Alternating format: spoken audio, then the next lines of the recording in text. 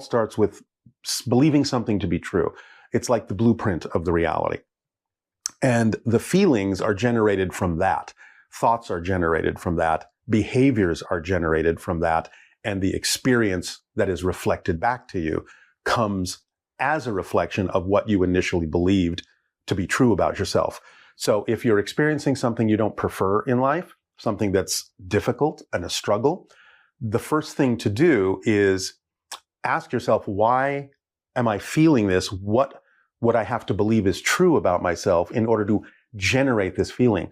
Because if you understand that feelings can't just exist in a vacuum for no reason, you'll realize that there's got to be a definition you're buying into about yourself that is actually creating that feeling. So it's good to own the feeling, because you can't change what you don't own. But you have to also be able to use the feeling to trace it back to what kind of a belief you're buying into that would generate that particular feeling. Once you start examining those deep-seated fear-based beliefs that are generating those so-called negative experiential feelings, you can start to see that they don't really make sense when you examine them in the light of consciousness.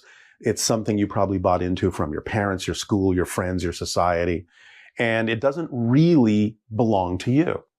It's just something you thought you had to believe in. But when you start looking at it deeply, you can kind of start to see the contradictions, the illogicness, the nonsensicalness of them. Because you can look around in life and see that some of the things that you believed to be true aren't true for other people. And you go, well, if they can do that, why can't I do that?